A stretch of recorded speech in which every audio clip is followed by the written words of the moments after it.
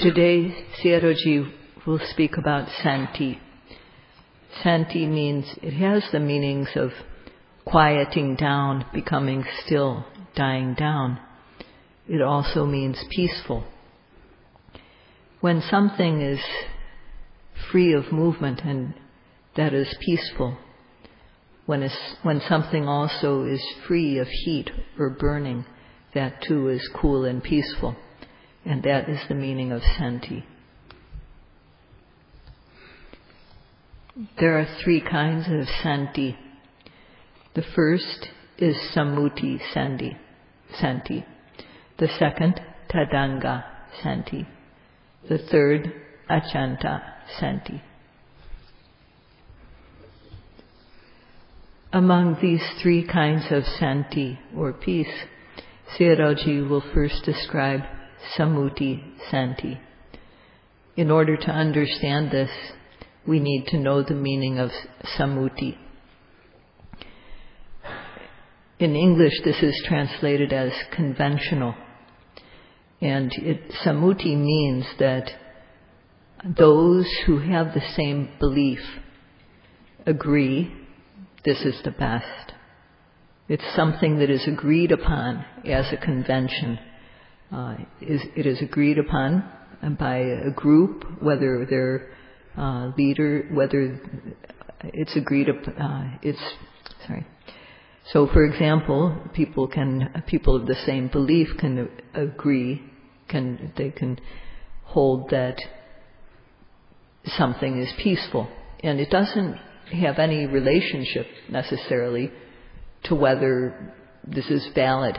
It's just that they agree that this is peaceful or this is best.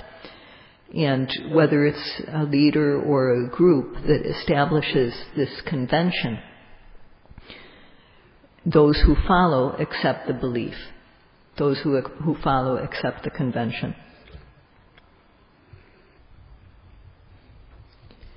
And in essence, this first kind of peace, Sammuti Santi, is the 62 types of wrong belief.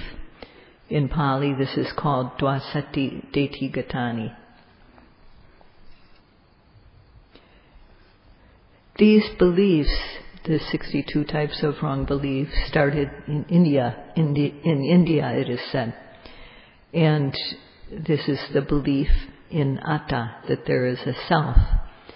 It's called Atta or Atma. And it's said that this Atta is Jnanadikarana Mata. That means that this Atta is the base for intelligence. It's the base on which intelligence rests. At one time, in one of the Brahma worlds, there was only one Brahma left. And he was bored because he was the only one left in the world. He wished, if only there were some others here, it would be good. And it happened that just as at the time he was wishing this, there were some beings in the human world who had developed the jhanas, and they died. They died and were reborn in that Brahma world. And the Brahma thought to himself, because I wished for this, they came here. I must have made them. And they too, these new beings that were born in the Brahma world, they saw him and they said to themselves, he's been here a long time. He's like our father. He must have made us. So that was how it happened.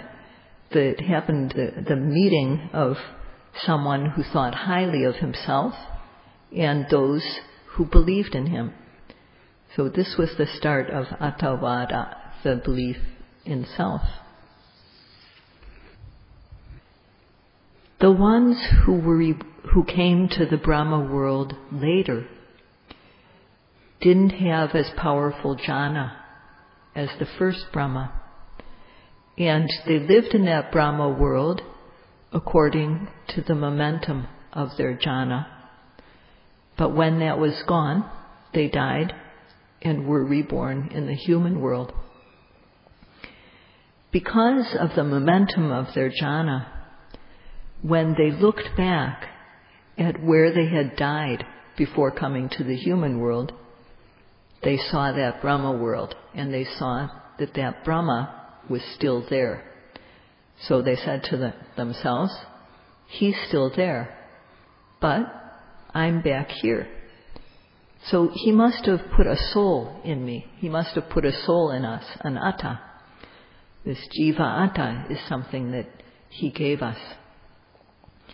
So this first Brahma, they didn't see him die. He didn't die yet. So there was the belief that he rules the world. He's the ruler of the world. So in this way, the creator and the created came to be. Those beings who had been Brahmas but then died and were reborn in the human world, when they looked back at the Maha Brahma, the great Brahma, they felt that he had put a soul in them.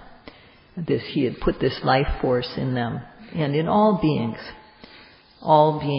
They believed that all beings had a soul, a jiva atta. And this jiva atta, they thought, does all the seeing, hearing. It's because we have the jiva atta that we can see, hear, smell, taste, touch, think. And the jiva atta, this self or soul, is big, could be big, or it could be small, depending on the size, physically, of the being that it's spaced in. So, and this base, where the jiva atta dwells, the body, it passes away, but the jiva atta doesn't. When the body passes away, it goes to the next place, wherever the great Brahma sends it. So this is what they believed, and this belief is still alive today. So this belief in jiva atta, or a soul, where did it start? It started from the humans who became Brahmas, and in that world they saw the great Brahma. And then, due to the momentum of their jhana being used up, they were reborn again in the human world. And in the human world, they developed the power to review their past lives. And they saw that past life with the Maha Brahma. And they thought all this that happened, their being born in the Brahma world, their dying and coming back to the human world, they thought all this happened because of the wish of the Maha Brahma. So they thought this Maha Brahma, the great Brahma, rules the world, doesn't age, get sick or die. So this Maha Brahma was called Parama Atta, the highest being, And it's also said Esara, he was the ruler, and the creator, and there's only one creator. And all humans have to do his will. He doesn't have any happiness or any suffering, and also no physical form. So this is what is said in the Hindu texts. And when this belief started, it's not possible to say. It's a very, very old belief that humans have this jiva atta, a self or soul. And this belief is held by the majority of humans in the world.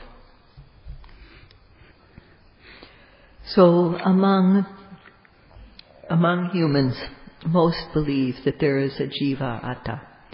So this belief in a self is called Theravada. And one who believes this is called Theravādi, one who says that there is a self, or one who has that view. Due to the Mahabrahma creating them, the people thought they developed this belief, and there are actually 62 beliefs that are based on this, 62 varieties of wrong belief that stem from this belief in a self.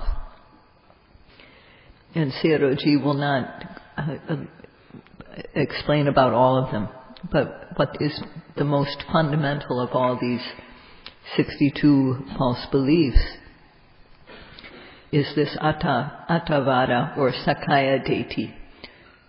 It's said that all the 62 wrong beliefs have Sakaya deity as their leader.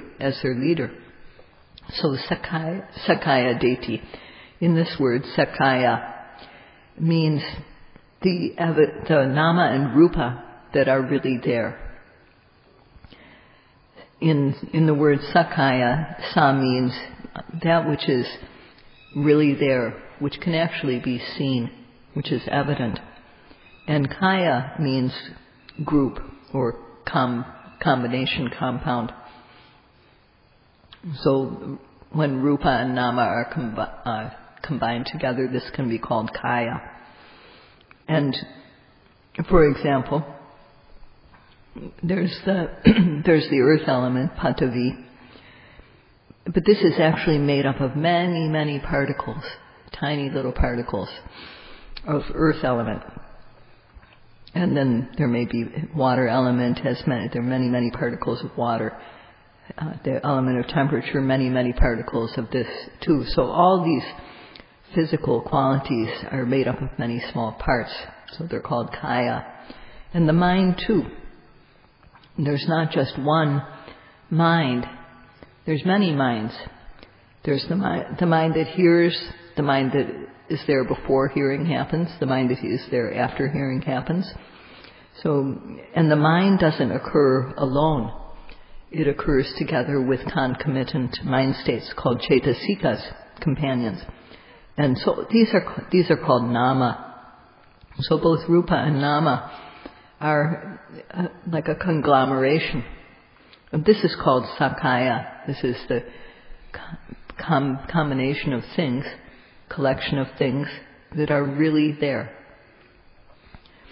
If we don't observe the way we do now with the method of satipatthana, we don't know these as they are. And then we think there is a self. We think that the body dies, but the self doesn't die. And this self comes from above, and we need to behave according to the will of the Creator.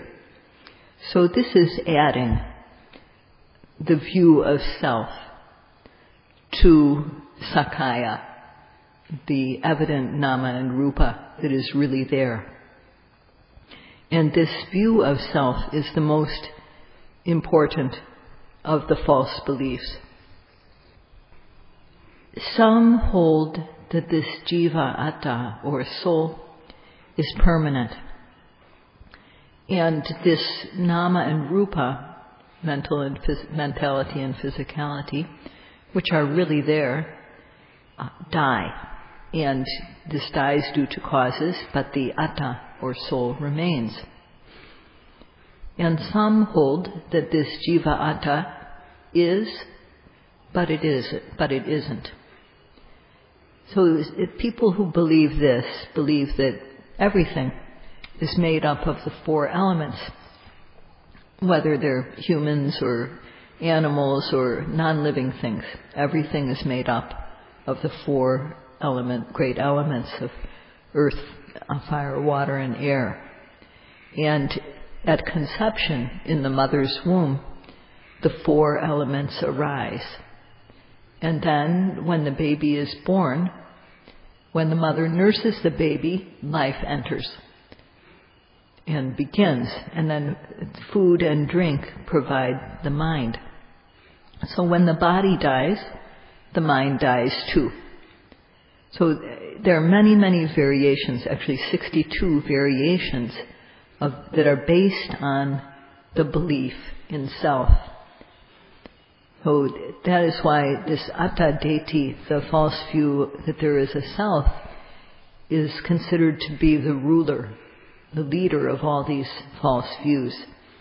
Because with this false view of self, atta detti, then all the other views come into existence too.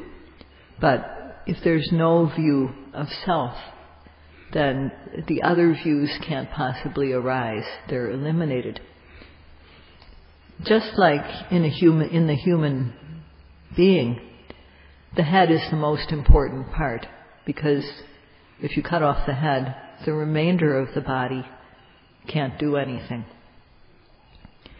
So too with these 62 forms of wrong belief, Sakkaya Detti or Atta Detti is the head. And as long as that view is there, all the other views can come to be. But if it isn't there, then they can't. So this Dhamma practice, the meditation that we do, is to see what is really there.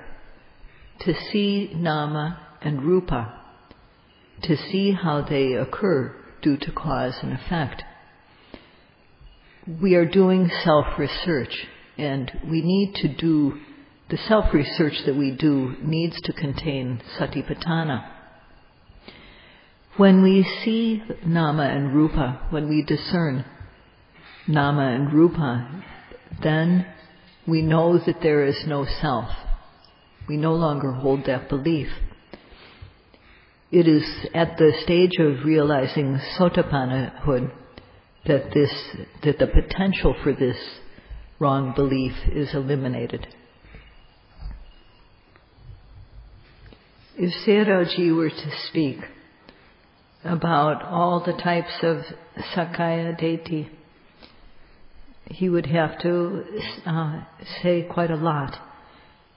If he were to explain every meaning that Sakkaya has and every meaning that Detti has. So in summary, one can just say that Sakkaya means the evident nama and rupa, mind and matter, which occur at the 6 sense doors. Seeing, for example, involves the eye base, which is physical, and the visible form, which is also physical. And then there is seeing and contact, the meeting of the mind together with the form at the eye base, and there's feeling, good or bad. These all are mental. So there's a group of both this matter and mind are a collection. So this is called Sakkaya. And when one observes at the moment of seeing, these parts can be seen. So they are evident. That's why they're called Sakkaya. So too, in the moment of hearing, there's the ear, which is physical, the ear base receiving the sound. And there's the sound, the waves of sound which travel through the air.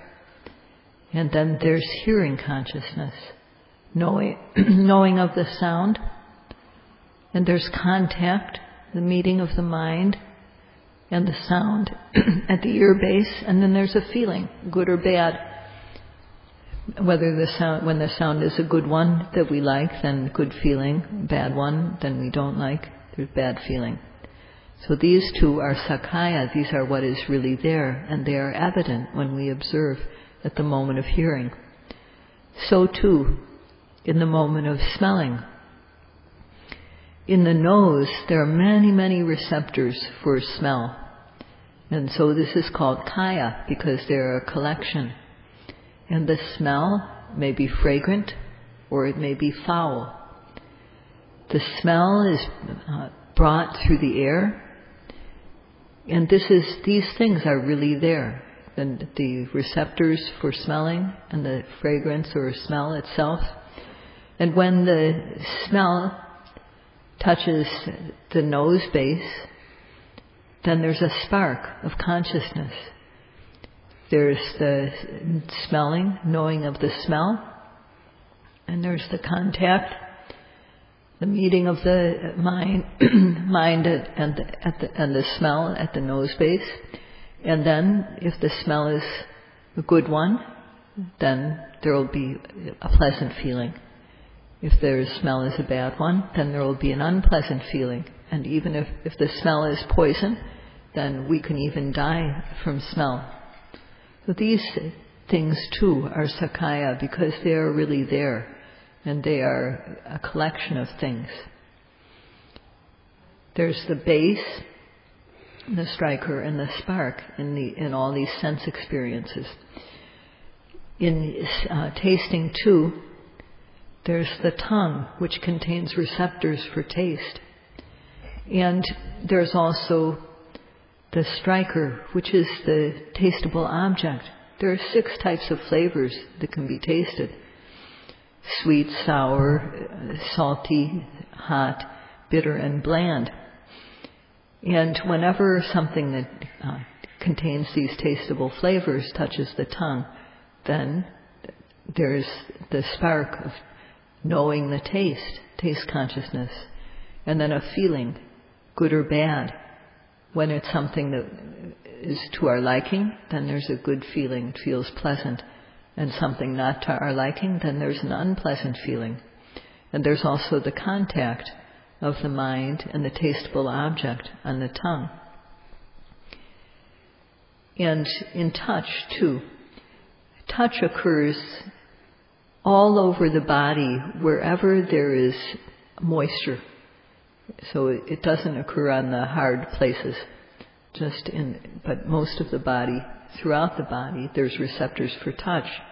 And what we can feel is hard and soft, coarse, gentle, hot, cold, warm, stiff, tense, relaxed. So if these tangible objects come and strike the body base, then we know hardness, or we know softness. We know coarseness, gentleness, hot, cold, warmth, stiffness, tension.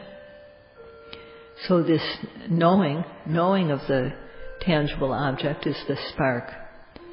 And the contact, there's the contact of the mind together with the tangible object on the body base, and the feeling, good or bad. So the physical groups, the physical elements are also kaya, a group of things, and the mental elements too, the consciousness, contact, and feeling.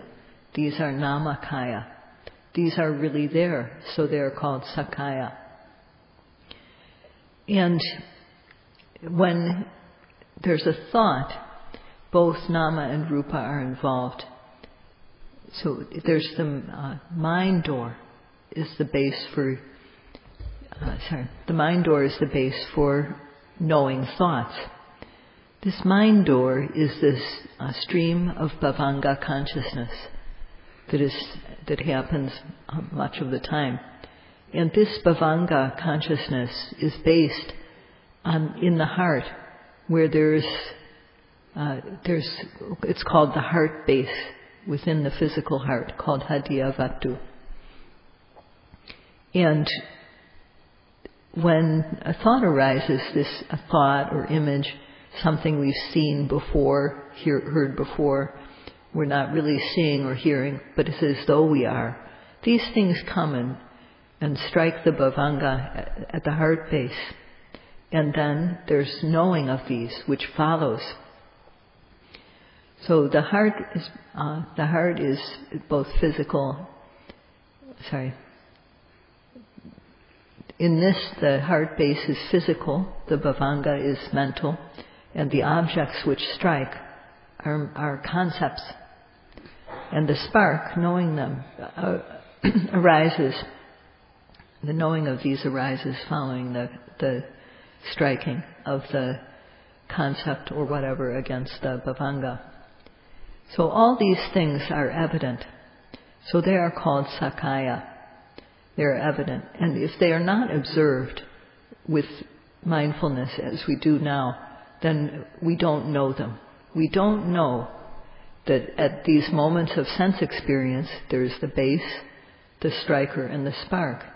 And so we think that there's a human. We think that there's a being, there's I, or there's you, or there's a cow. So at this point, what we know is concept. The base, the striker, and the spark are really there. They are ultimate realities. Paramata, they're called. And they are not without a cause. They don't happen without cause. They occur each to their own cause. But if we don't observe them when they happen, if we don't observe what arises when it happens, the base, the striker, and the spark, if we don't observe things when they happen, then we will not have collectedness of mind. And without collectedness of mind, we won't know. We won't know nama and rupa, mind and matter. We won't know how they are related as cause and effect. Ignorance occurs again and again. And we take experience, seeing, hearing, smelling, tasting, touching, and so on, to be jiva atta, a soul. So this is the start. This is the start of wrong belief. And believing in this jiva atta, we also believe that things which are not actually the cause for seeing, hearing, smelling, tasting, touching, and so on, we take things which are not the cause to be the cause. So what is really there is nama and rupa. Nama and rupa can truly be seen. Thinking this is self is called sakkaya ditthi. And ditthi means view, wrong view. So this is probably enough of an explanation of sakkaya ditthi. How to remove this false view called sakkaya ditthi? We have to observe at the moment of arising. So Sayadaw will say more tomorrow about how to remove sakkaya ditthi and how, when the kilesas are eliminated moment by moment, this tadanga, momentary elimination of kilesas, and then eliminating the kilesas further with more momentum, and finally realization of lasting peace. So this is all for today. Sadhu, sadhu, sadhu.